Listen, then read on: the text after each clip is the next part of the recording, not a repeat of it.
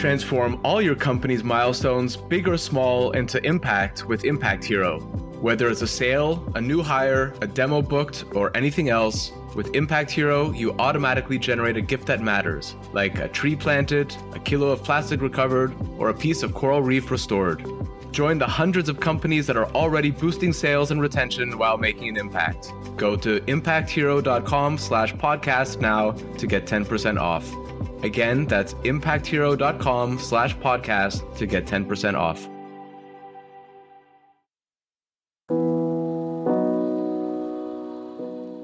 So we have this very special yeast that instead of making alcohol or making bread, it makes fats and oils. So just like very similar to palm oil or animal fats. And like the cool sustainable part of it, besides the fermentation part, is that we are using side streams from industries that we feed the yeast and it's produce fats and oils. So we're trying to make it like a circular economy process. Welcome to another ClimateTech podcast, interviews with the people trying to save us from ourselves. Namaila Bonturi is the co-founder of IO, an Estonian startup making fats and oils from fermentation. She's a scientist turned entrepreneur whose advanced research into yeast is going to result in a healthier environment and diet for all of us. We talked about the company, Estonia, and the X-Files. I reached Namaila in Tallinn. I'm Ryan Grant Little. Thanks for being here. Namaila, welcome to the podcast. Hi, Ryan. Happy to be here. You are the co-founder of IO, a startup working to replace the unsustainable fats and oils out there with high-quality substitutes. Where did you get the idea for this company? Well, it started a long time ago when I was doing my PhD and I started working with this very fantastic microbe. Of course, back in the day, I didn't think about a company because us scientists are not trained to monetize our findings. So it was when I moved to Estonia and I started getting in contact with this amazing environment of startups, of trying to push things and not being afraid of starting and failing companies, that then we decided to spin out from the university and then started IO 3 years ago. And I want to come back to Estonia as well, because Estonia as a country gets huge representation on this podcast, and maybe you can help unlock why that is.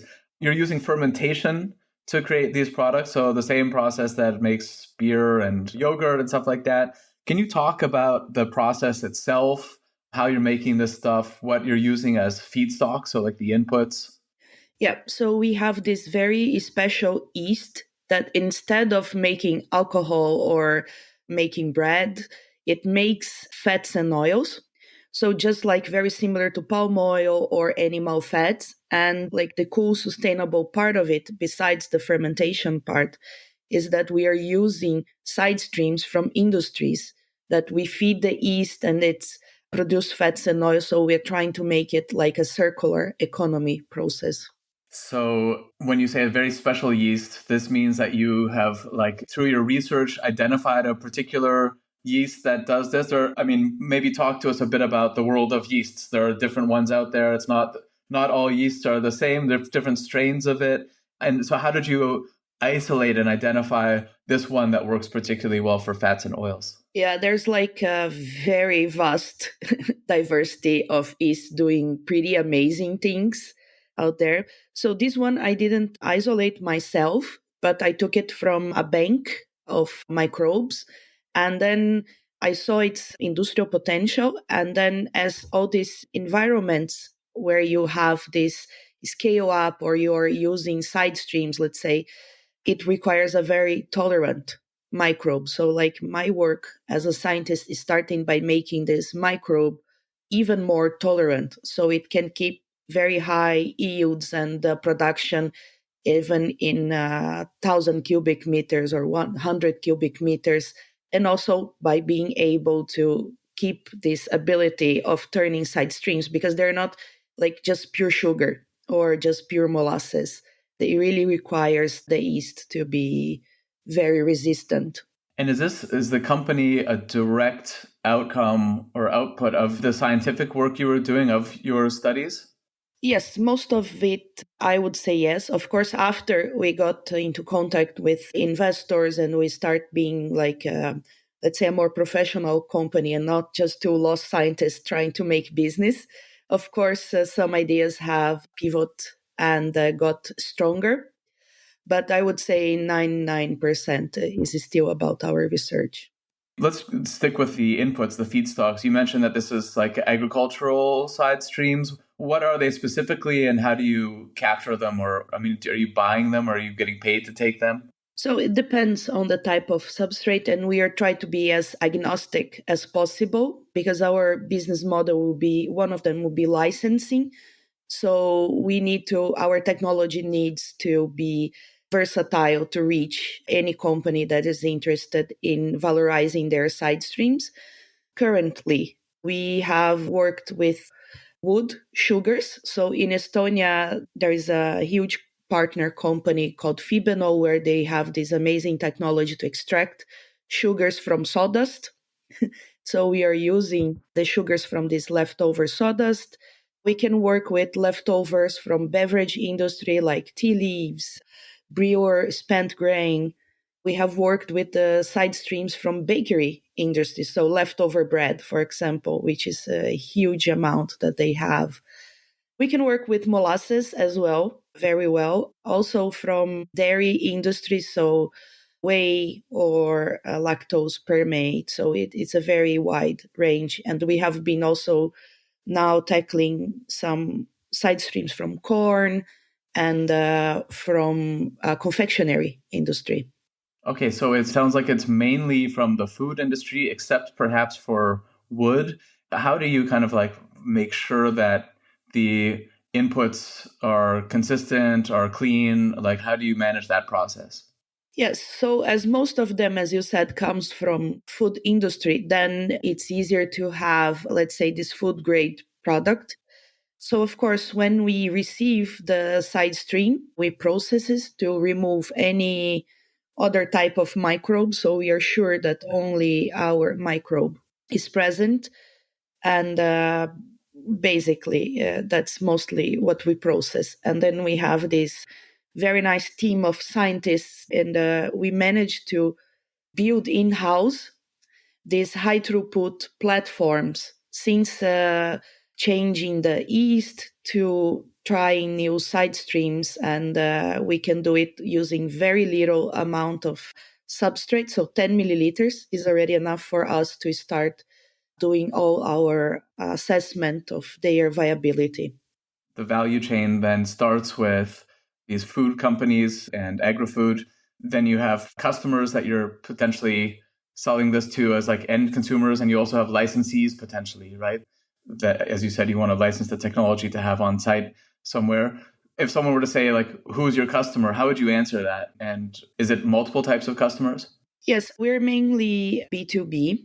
We're focusing on either providing our fats and oils as an ingredient, but we understand that having one huge factory somewhere and then transporting the ingredient to the world is not sustainable. So that's why we have this licensing model where it's best in terms of CO2 mitigation to have our technology closer to the substrate.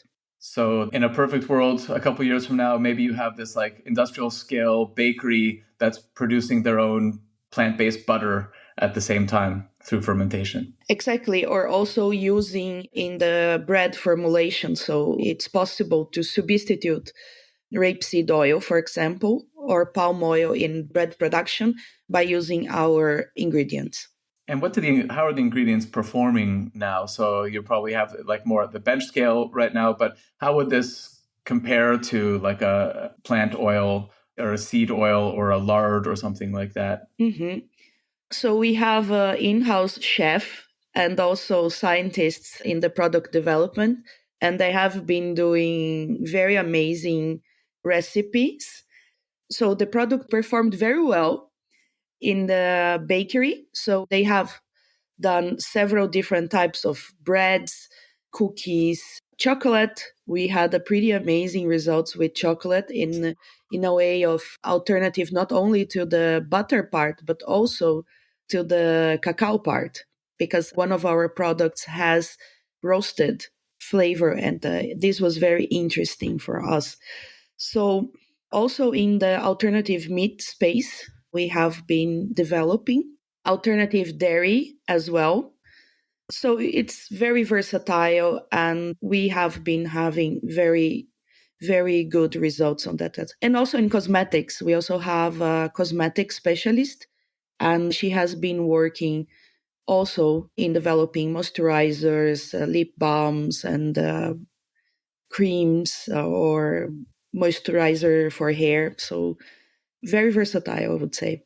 I think there's a huge benefit for when a company can justify, for business reasons, having an in-house chef. There's probably lots of fringe benefits to that as well, especially if one of your products that you're testing is chocolate.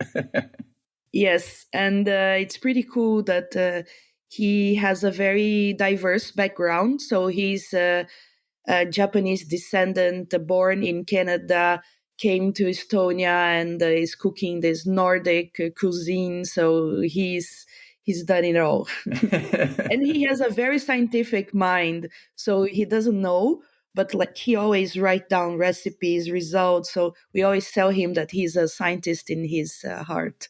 The old Japan, Canada, Estonia route in order to cook Nordic food. Classic.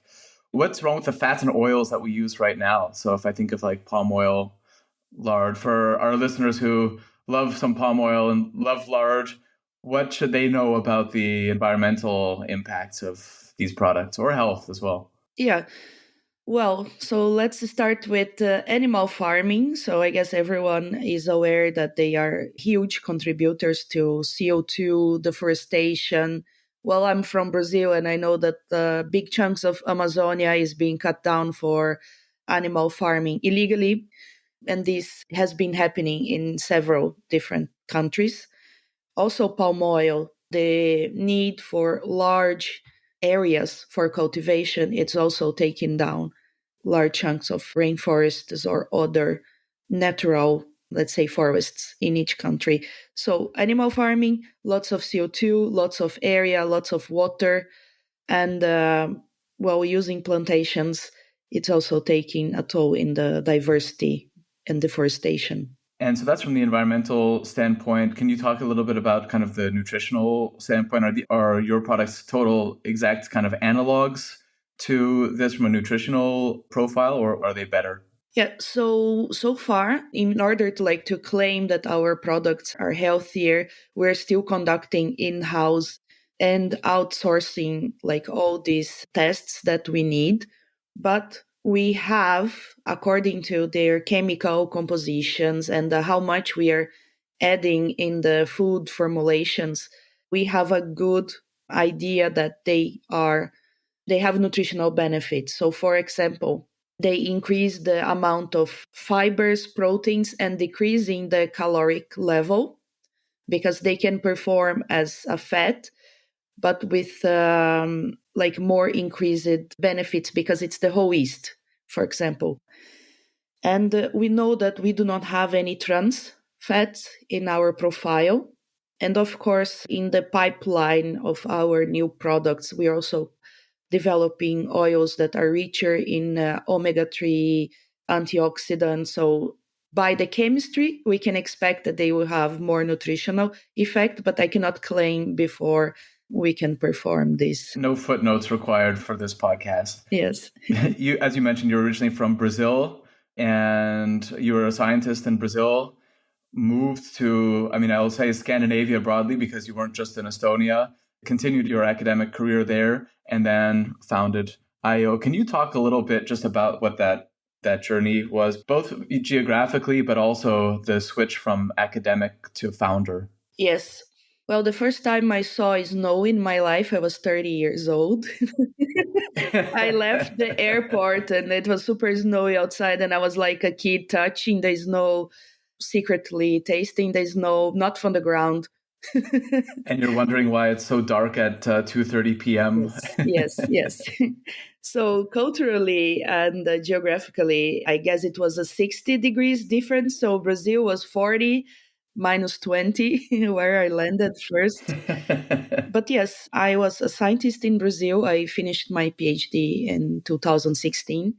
And it was exactly when I was not very happy with the political situation that I started there.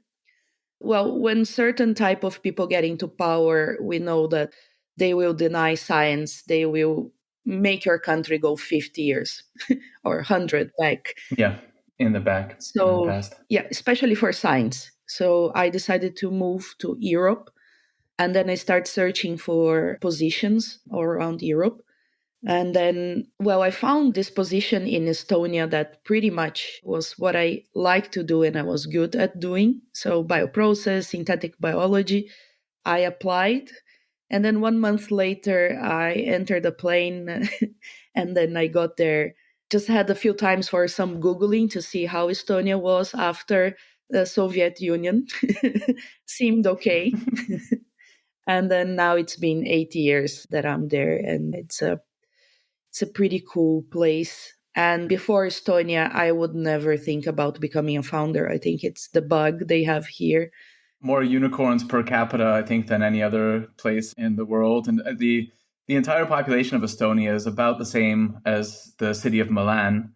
And I mean, even if I just look at this podcast, I've had, a number of people from Estonia on here. Why do you think that? So when you say, you never would have considered becoming a founder if it weren't for Estonia, why do you think that is? So, as I said, like during my whole time just being as a scientist, no one showed me that besides doing really great science, you can also think and not be afraid to start something, some startup. And in Estonia, besides this amazing environment where you can easily just grab a coffee with any other founder or an investor, so people are very open and reachable. And the whole government and the universities here, they have this structure that foster this. So they bring, for example, we were in the university, they brought investors. Investors talk to, oh, you have a really nice idea. Why don't you start a company? And then you talk with other founders, and then they're like, yes, just open it. If you fail, you fail. It's investors' money, not yours. As an investor, I find that terrifying. But yeah, I can see why. I can see why that's good for founders. But like it gives you the courage, because as a scientist, you're so afraid of failing, but you just learn not to be afraid. It's some people, they have, I don't know, they're in their fifth startup.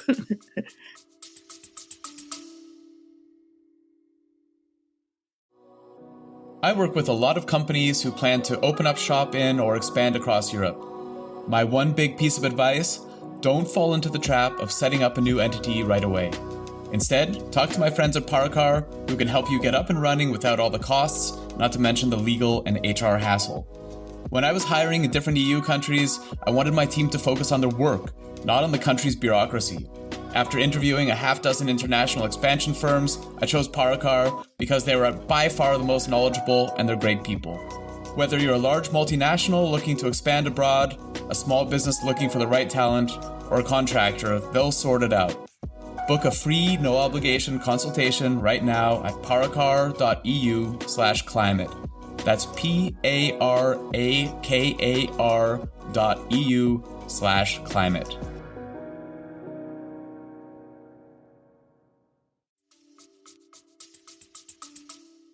Yeah, I mean, I would imagine that also as a scientist, you need these levels of exactness and perfection, or these assurances. Whereas in the startup world, as you've surely discovered, it's kind of like, I mean, you're just walking in the dark. You can see maybe a meter in front of you, and that's it. Yeah, definitely. And I think you learn to be bolder, I would say, in this startup community. And also, the government has several grants, they have several accelerators, or they really give support and they really want the startups to be successful here. You've talked a lot about on the topic of women in STEM, so science, technology, engineering, and math, if I remember the acronym correctly, and some of the challenges that you face there. And I came across this term, which I now totally love and will use in the future, the Scully effect. Can you talk a bit about what that is and to what extent you're a product of it? Yes. So I'm a very lucky person that when I was like 10 years old or like 9, 8, so I was always like cinema geek addicted girl. And then I always felt, even though I was a kid, I always felt there was a lack of strong female characters. So there were not many heroes, or like they were mostly romantic partners in a movie. And then I think it was 93 or 94, we had the X-Files, this TV show where the Scully is this FBI agent who has a PhD or two. I don't remember. I think she has, two PhDs, and she's this scientist that also kicks ass. And she's a very strong character, and is portrayed by Gillian Anderson. And this type of representation, years later, a decade later, there was some study, and that after this character, the amount of females going to STEM increased a lot. And they saw that this character, Scully, was one that pushed them or encouraged them or made them see the amazing part of STEM. And they went, that's why this is the Scully effect. And I'm a very proud part of it. Gillian Anderson, if you ever listen to this podcast, please hug me. Oh, yeah, she's a regular listener, yeah. I never missed an episode of it as a kid. I totally love the X-Files. And if there are any Gen Z listeners, stop watching Friends and start watching the X-Files. Much, much better television. Yes. You've also been very vocal about the need for startup founders to take care of themselves and protect their mental health. Why do you feel the need to speak up about that topic? Yeah, I think most people, and including me in the beginning, we think that mental health, like you have to be strong, like all the time, and like taking care of mental health or saying that you are not feeling okay, I'm feeling overwhelmed, this is a sign of weakness. And it's not. It's like you cannot perform well if your mindset is not there as well, if your mental health is not okay. And this is not only to founders, I mean to everyone. Like if you're tired, like you cannot push it. Just take a break. Just if you feel anxious, talk to a therapist, because it's very common. You have so much to do, like so much to achieve, so much pressure everywhere to succeed. And I think in the beginning, for me, the transition to scientist to entrepreneurship, it was not my skin. So this process of transitioning to this skin was brought me a lot of anxiety, until my best friend, she told me, look, you're not normal. Go talk to a therapist. You should. You're overworked. You're overly tired. You're not like laughing anymore. And then it's been 2 years I'm in therapy, and I also have been learning to put boundaries. So I try every day, I work from 8 in the morning to 6. Then I stop, I close my computer, it doesn't matter. Of course, there are some days that you actually need, but I try to make it a really rare exception, or weekends. I do not work anymore unless it's like a matter of life or death. But I think it's good to put boundaries. I think that's really good advice for founders who are listening as well. And culturally, we do ourselves no favors because whether it's social media or LinkedIn or, I don't know, Fast Company and Wired, you kind of see these everyone is making it look so easy. And it's kind of like, oh, I had this idea, I started it, and now I'm a billionaire. And, that's, of course, not the usual way of things. So being able to talk frankly and honestly, founder to founder out there, I think is really important. And I always tell, I'm a founder by background, and I always tell founders to make sure you have a community of other founders that you can talk to and that you can be open to, because it's not, your friends might not understand, your partner or family might not understand, your VC investors are probably not the people to talk to about this. It's other founders who have been through it, who are going through it, who are the best kind of sounding boards and friends to talk with this stuff about. You have recently closed a round at IO, a funding round. Congratulations on that. What does the year ahead look like? Are you building up? Are you hiring? What are you going to spend the money on? I always tell investors this joke that I'm going to run away to Brazil with their money. Now, they're not very happy. Too late now. Yeah, and Netflix going to make a documentary about me. No, but seriously speaking now, so I think now it's time. We have been growing exponentially, but now I think it's this inflection point where we really need to be like this hockey stick and outperform the first 3 years. So with this round, we have a 2-year runway and very bold plans. So one of them is to be in the market, at least for cosmetics. So regulatory barriers are more feasible. But we also, by the end of 2026, we want to have all the permits for this novel food in different countries and to start having, so we can start actually licensing our technology. So basically, this is our goals. And of course, we'll fundraise in 2 years. So investors, please, let's start flirting. And we're always interested in bright people and also excited about this topic. So if also you are interested in working at IO, please also reach us. And even if we don't have a position right now, we will call back. That's great. So investors with long attention spans, bright people who are interested in the space, and probably potential customers as well should reach out to you. Yes. Great. I'll, as always, put your contact information in the show notes. Namaila, it's super cool what you're doing. Thanks a lot for talking today. Yeah, thanks a lot. It was a pleasure. Thanks for listening to another ClimateTech podcast. It would mean a lot if you would subscribe, rate, and share this podcast. Get in touch anytime with tips and guest recommendations at hello@climatetechpod.com. Find me, Ryan Grant Little, on LinkedIn.